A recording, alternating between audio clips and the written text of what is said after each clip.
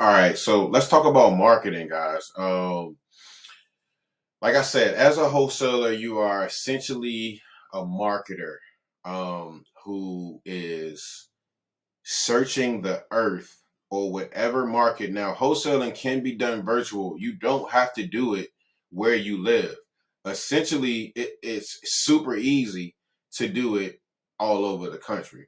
And if you're smart, you're gonna be more inclined to do it somewhere else if your market isn't as advantageous to wholesalers. Somewhere like Los Angeles, California, it's hard to wholesale. Harder to wholesale than it is in somewhere like Memphis or Alabama, where the property values are lower and people there's a lot more distressed properties, a lot more vacant properties, a lot more opportunities to do a deal. So wholesaling can be done virtually, essentially easy as well. I'm here in Richmond, Virginia, and we do wholesaling in a lot of different markets. As a matter of fact, I learned how to do wholesaling virtually.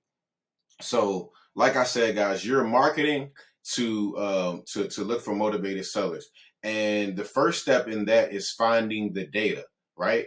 Finding out. All right, sorry, guys. Yeah, so finding out where these people are, the data, mining the data, like figuring out who are motivated sellers, where are they, where can I find them? So there's a wide variety of places where you can find motivated sellers. Um, for instance, like I said, there's people that pass away and they leave property in their estate. And when someone passes away, 9 out of 10, they have to do probate down at the courthouse or whatever municipality that you're in. So you can go down to the courthouse in the record room and ask them, "Hey, where are records kept for people that are in probate? Where are the probate records kept?" So when you're looking in probate, you want to look through that file for each individual that has passed away, and you can find a probate information form. And in that form, you'll see the executor, you'll see if there's property in it, and you'll get their phone number. So now you have a first class ticket to contact these people who are handling the estate of somebody that's passed away with property. Sometimes you can be sensitive when you're talking to them, so you don't want to directly call them and say, "Hey, I want to buy the house that your dad owned and now he's dead." That's kind of insensitive. People are kind of, they'll cuss you out real quick for doing stuff like that. So you want to be sensitive about it. Sometimes, you want to make mention of it, but most of the times we don't even talk about the deceased person. We just kind of make it up that we were in a neighborhood and we were looking at the property or whatever the case, and we let these people tell us on their own. We just let them know like, "Hey, we're serious about buying a property or whatever." But like I said, in those situations, we're pretty sympathetic and pretty evasive. There's tax liens. There's people that have taxes owed on their property where the city or the county has taxes every 6 months, every year. They have taxes that are implied or imposed on your property, and you must pay them. After a while, once they accumulate, if you haven't paid them, the city or the county will foreclose on you. And those municipalities hold records of the amount of money that's owed to them. So you can always go down to the city attorney or the city hall or the county where you're wholesaling that or you're looking for deals, and you can find a list of properties that have taxes owed on them, and you can market directly to those individuals. So I'll pull up some stuff here on my screen and show you some lists. I'll also show you how to find some lists, and we'll get into this thing. So buckle up, let's get started, guys. All right, so here I've pulled up a list in one of my counties in Henrico, where we get a list sent to us every month with people that owe taxes. So here you can see clearly it gives us the owner's name, um, and it gives us the parcel ID. So if we want to find this individual, we can just go to the website and search the parcel ID, find out the address. Here's the name, and here is the balance that they owe. So what we would do is we would look for people that have 5,000 or more owed on their property. So here we have someone with 5,400. that owes 5,400 in taxes, and just stroll through, and we would just cherry pick people that owe taxes on their property. So we get a bunch of lists like this, and it's a lot of names to go through. So just want to give you guys an idea of how, we source deals and how we're looking at them. So this is a tax list. We get super creative. There's a number of ways, like I said, that you can that creates distress. Like I said, probate, divorce, tax liens, foreclosure, relocation, old age. So most of the time, people that we buy these properties from, they're like 55, 60 years or older, and they're looking to downsize. They're looking to move. They can't keep up with the property anymore. They're just older and they want to cash out, and they want to do things like live their life. They want to take the equity out of their properties and maybe rent somewhere or go to assisted living, and then they want to just travel the world or enjoy their life. So we target people strictly because of their age. It doesn't matter if they're living inside of the property or not. We strictly target them because we know that most of these deals that we do are from people that are 55 or older. So here's a site called ListSource. This site is one of the leading information providers.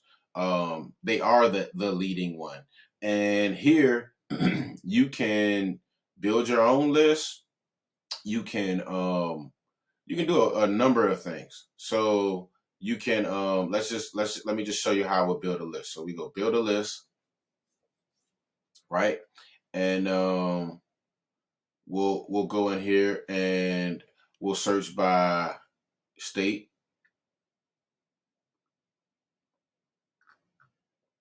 We'll use Virginia. And we can narrow it down to a city. So we'll go to Richmond. All right.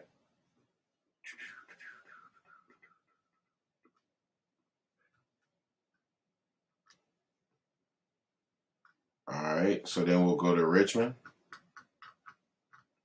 And you can also do like surrounding areas. Like for me, a surrounding area would be so Amp Hill, that's in the area.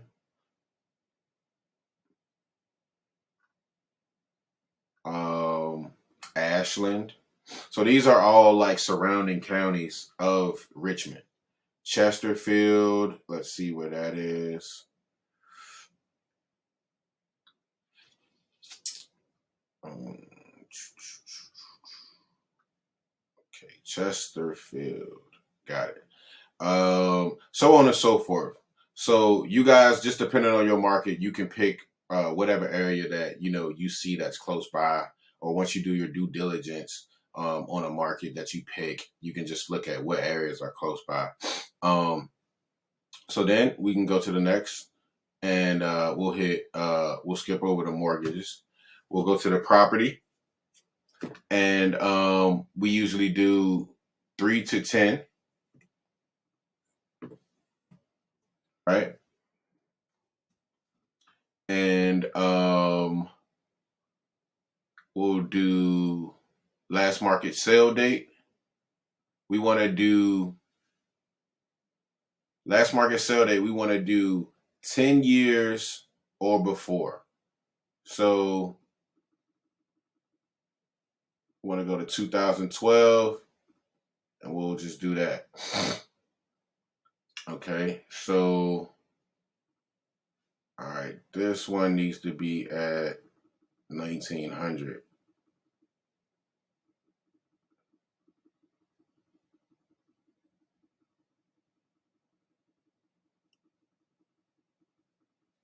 Let me see. Maybe I could have just done it like this.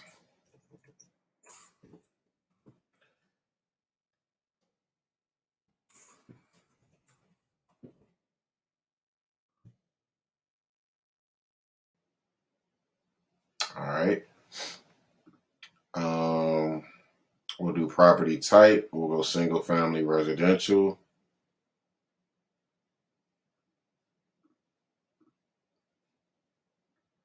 Now you can also open this up to do multifamilies, duplex, triplex. Like I said, it's still 3 to 10.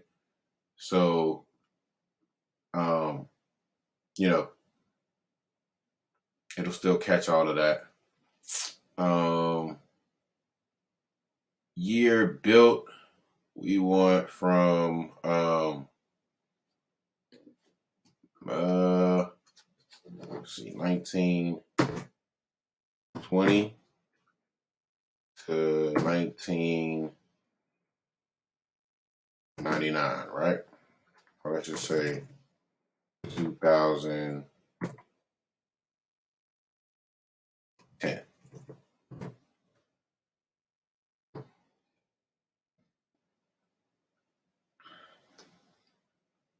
All right. Let's see, just making sure. You can also play around with the equity percentage. Um, Sometimes we do, let's just say 50 to 99 or something.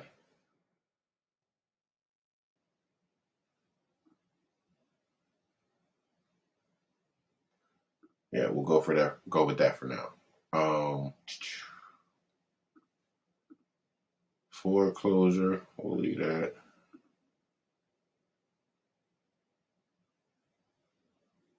This is new. Oh, it says new, yeah. So I wonder what that. I've never seen this guy, so you can play around with that. We go absentee owned for absentee owned list. Like I said, if you're doing a certain type of list, you could do owner occupied, like if it's a pre foreclosure list or something like that. But this is just showing you this software, and I want you guys to go in and play with it and figure it out for yourselves. Um, yeah. So here is we do trustee own, exclude trustee own. We don't want any properties in the trust. Corporate own, we don't want any properties corporate own. Mailing address complete, that's fine. And then we'll just see.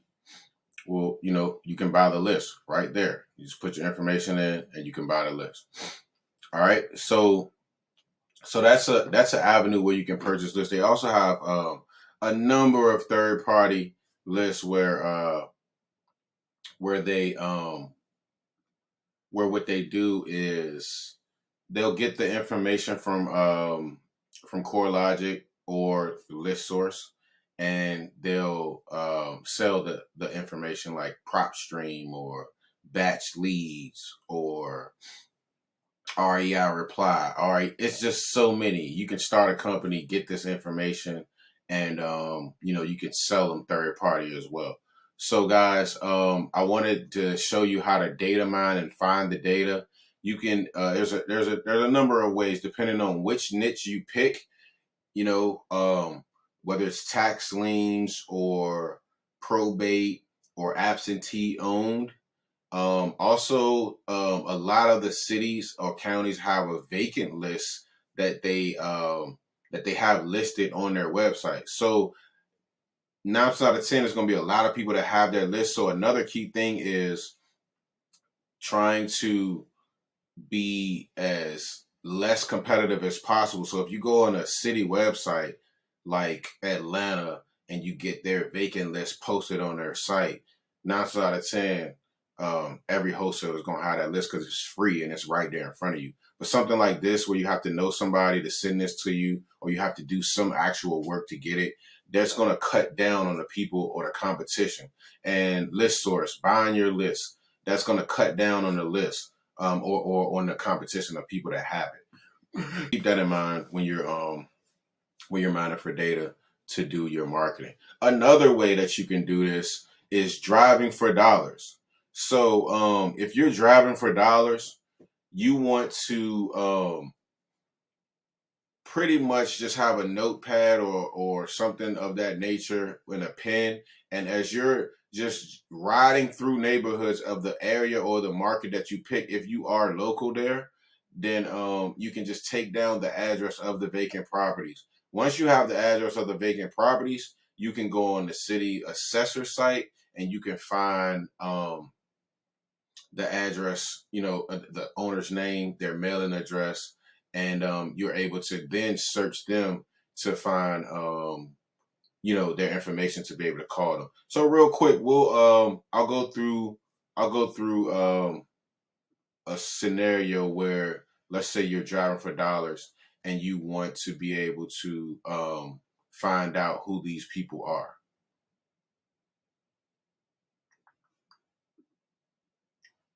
All right.